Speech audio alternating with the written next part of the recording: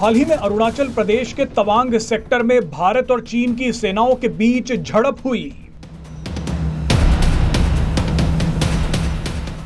इससे पहले 15 जून 2020 को लद्दाख की गलवान घाटी में दोनों देशों के सैनिक आपस में भिड़ गए थे। थोड़ा और पीछे चले तो 2017 में डोकलाम विवाद हुआ था, जहां भारत, चीन और भूटान की सीमाएं मिलती हैं। इसके अलावा चीन उत्तराखंड से लगती सीमा पर भी घुसपैठ की कोशिशें करता रहता है। लेकिन सबसे बड़ा सवाल है कि क्या चीन सीमाओं को लेकर सिर्फ भारत से लड़ रहा है? सच्चाई इससे अलग है। चीन के सभी पड़ोसी देश उससे परेशान हैं। आपको बता दें कि चीन की 14 देशों के साथ करीब 22,000 किलोमीटर लंबी सीमा लगती है। लेकिन अगर जमीन और समुद्री दोनों सीमाओं की बात करें तो इस वक्त चीन का 17 देशों के साथ क्षेत्रीय विवाद चल रहा है। लेकिन सबसे मजे की बात यह है कि चीन का जिन देशों के साथ विवाद चल रहा है उनमें से आधे से ज्यादा तो अब भारत के दोस्त बनते जा रहे हैं।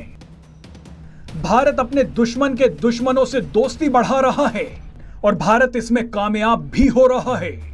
सबसे पहले जमीनी विवाद की बात करते हैं, जहां चीन ने Bharat, Nepal, Bhutan, Laos, Mongolia, Myanmar और तिब्बत जैसे देशों को परेशान कर रखा है। वहीं अगर समुद्री सीमाओं की बात करें तो चीन का विवाद Taiwan, Philippines, Indonesia, Vietnam, Malaysia, Japan, south Korea, north Korea, Singapore और ब्रुनेई के साथ चल रहा है। भारत ने अब इन्हीं देशों के साथ राजनीतिक, कूटनीतिक और रणनीतिक रिश्ते बनाने शुरू कर दिए हैं। समुद्र में चीन की आक्रामकता से परेशान फिलीपींस, इंडोनेशिया, मलेशिया, सिंगापुर और वियतनाम जैसे देश भारत से ब्रह्मोस मिसाइल और तेजस लड़ाकू विमानों की डील या तो कर चुके हैं या करने वाले हैं।